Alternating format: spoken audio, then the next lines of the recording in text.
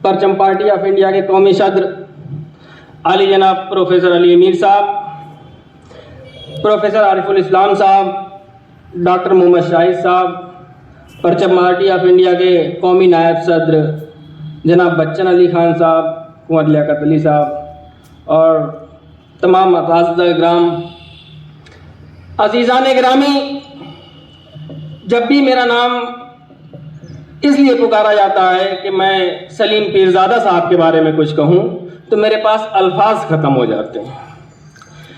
उसकी वजह यह रही कि 17 साल की उम्र में जब मैं अलीगढ़ में आया तो उन्होंने मेरी उंगली पकड़कर एक वालिद की तरीके से, बड़े भाई की तरीके से, एक मेंटर की तरीके से, एक उस्ताद की तरीके से हर शोबे में, ज़िंदगी के हर शोबे में मेरी परवरिश के लिए मेरा हाथ पकड़ा। और मेरे ख्याल से मुझे ये कह देना चाहिए कि मैंने उनके साथ जो वक्त गुजारा वो मेरे ज़िंदगी का असासा था, वही मेरी ज़िंदगी का सरमाया। क्योंकि उनके बारे में जब बात शुरू होती है कि वो इस्लामिया कॉलेज शाहजहांपुर से अपने हाई स्कूल तक की तालीम को मुकम्मल करने के बाद एक बेवा माँ उन्हें अलीगढ़ उंगली पकड़ के लेकर के आती है और प्री यूनिवर्सिटी में दाखिला होता है। तो प्री यूनिवर्सिटी में वो 69 का दौर था जिसका वो जिक्र करते थे कि जब मैं 69 में आया तो उस वक्त एक माहौल था कि यूनिवर्सिटी का अक़लियती किरदार जा चुका था। पता नहीं था हमें कि यह अक़लियती किरदार होता क्या है, इसके लिए लड़ना क्या है, मांगना क्या है। बस एक तहरीक चल रही थी जिसमें यह कहना था कि ऑर्डिनेंस हटाओ, बिल लाओ।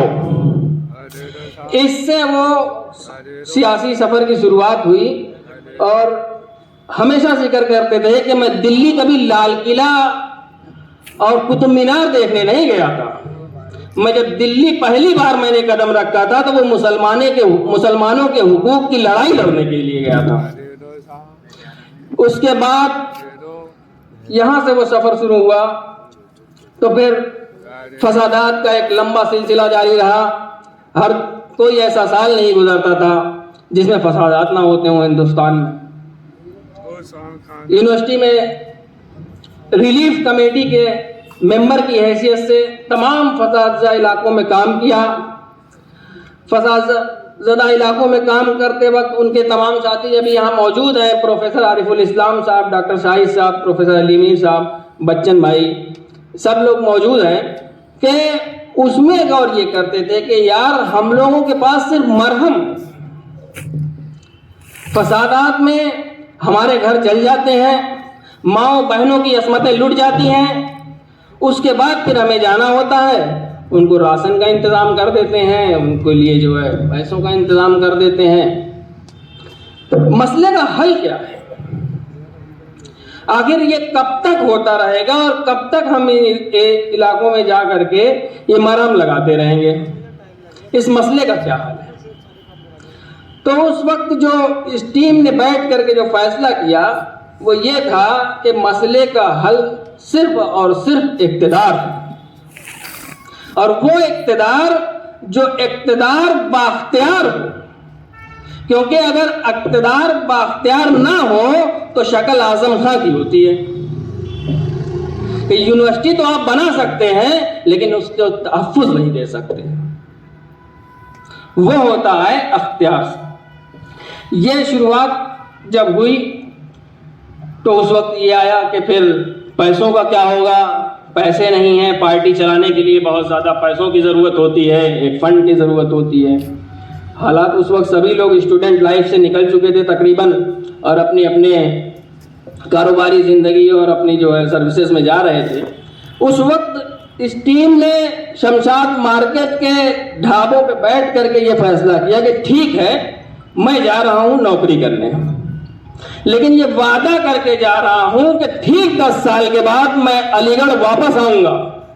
और उस वक्त जो आज हम लोगों ने ये फैसला किया है, सर सैयद की सियासी तहरीक पे हम लोग एक सियासी पार्टी का जरूर पायदान रखेंगे और एक सियासी पार्टी बनाएंगे।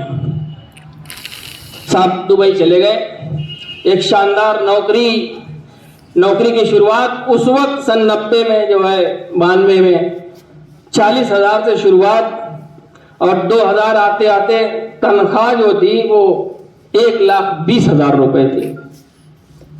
दुबई की चमक, वो खनखनाते हुए सिक्के, लेकिन वो कौम का जो दर्द यहाँ से लेकर के गए थे उसमें कोई भी जरा भी बाल भर मुतासिर ना कर सका। हुआ यही कि अपने वहाँ के दोस्तों से, जो उस वक्त तक काफ़ी लोग जुड़ चुके थे, उनको फिर बुलाया कि देखो मैं हिंदुस्तान में एक वायदा करके आया था कि मैं 10 साल के बाद वापस आ जाऊंगा, और जो फैसला हमने शमशाद मार्केट के ढाबों पे किया था उसको मुझे अब अमली जामा पहनाने का वक्त आ गया है। हेलो, बहुत लोगों ने मना किया कि अरे दुबई की ये जिंदगी और ये चहल और ये पहल और ये 1,20,000 रुपए की नौकरी को ठुकरा करके जाओगे, अपने पैरों में कुल्हाड़ी मार लोगे, और ये बीवी होना चाहिए, बच्चे होना चाहिए। उन्होंने कहा नहीं, मेरा जो अज़्म था मैं उसे मुकम्मल करूंगा, क्योंकि मुझे ये बात लोगों को बता देनी है कि सन 47 के बाद अलीगढ़ मुस्लिम यूनिवर्सिटी ने सिर्फ बिकाऊ माल नहीं पैदा किया है। हुआ यही कि वो वापस आ गए। वापस आने के बाद जो सबसे पहला काम किया वो इत्तेहाद का किया। परचम पार्टी का कयाम नहीं किया, एक तंजीम का कयाम किया जिसका नाम था all India Muslim political organisation, IMPC, Indian Muslim political organisation का कयाम किया।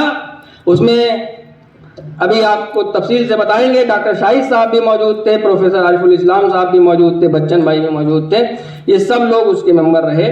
उसका कयाम किया और यूपी और में मुस्लिम क़यादत वाली उन सभी पार्टियों को दावतनामा दिया कि आओ और सर जोड़ करके बैठते हैं। चाहे उस वक्त की नेशनल लोकतांत्रिक पार्टी रही हो, आपकी मुस्लिम मजलिस थी, इंडियन नेशनल लीग थी, तमाम पार्टियों को उन्होंने अलीगढ़ में जमा किया और उन्होंने कहा कि शुरुआत अलीगढ़ से जब भी होगी तो इत्तेहाद से होगी, इंतशार से नहीं होगी कि मैं अपनी एक ईंट की मस्जिद बना करके बैठ जाऊंगा और आप ये कहते रहोगे कि अरे एक पार्टी का और इजाफा हो गया, एक साहब और आ गए मार्केट में। ये नहीं किया।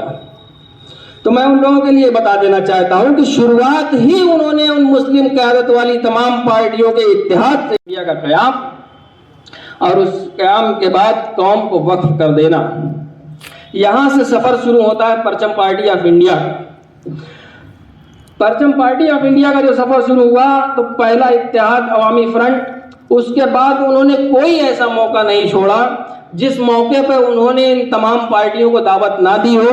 चाहे वो 2012 आते आते इवन आपकी MIM मजलिस इत्तेहादुल मुस्लिमीन को भी उन्होंने सबसे पहला खत लिखा कि जब वो महाराष्ट्र जा रहे थे कि आप यूपी भी आइए, और यूपी में आपकी जो यहाँ पर तमाम पार्टियां 8-8, 10-10 साल से काम कर रही हैं वो आपका हाथ पांव बनेंगी, आप आइए और मिल के काम करते हैं, हम क़यादत आपको देंगे।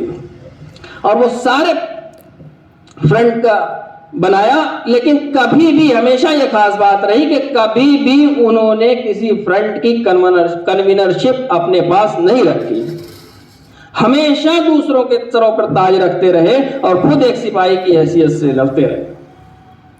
अजीजान मोहतरम, जब सलीम पीरजादा साहब की बात आती है तो मेरे पास अल्फाज नहीं होते हैं कि मैं उनका बयान कैसे करूं, क्योंकि सलीम पीरजादा सिर्फ एक शख्स का नाम नहीं था, वो एक सोच थी, वो एक फिक्र थी जो सन 47 के बाद उसको दबा दिया गया था, जिनकी परतों को, जिनकी धूल को साफ करके उसके बाद उन्होंने 2003 में अवाम के सामने रखा।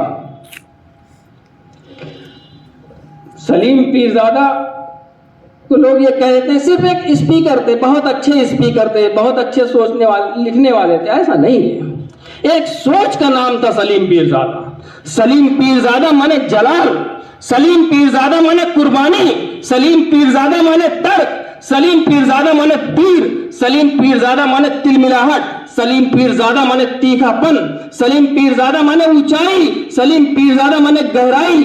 हर वो चीज जो क्या कहते हैं हिंदुस्तान के मुसलमानों को मुत्तहिद और उनको उरूज पे ले जाने के लिए किया, वो सलीम पीरजादा के अंदर मौजूद थी। ये बदकिस्मती रही कि हम आवाम तक उन चीजों को नहीं पहुंचा सके। आज सोशल मीडिया का दौर है, लोगों की बातें लोगों के पास बहुत तेजी से फैलती हैं। एक खास किस्म का मीडिया है, एक विलेन को प्रोजेक्ट करके एक हीरो को उभारना होता है। लेकिन सलीम पीरजादा ने कभी भी मुसलमानों की बात करते हुए कभी भी हिंदू भाइयों को ठेस नहीं पहुंचाई।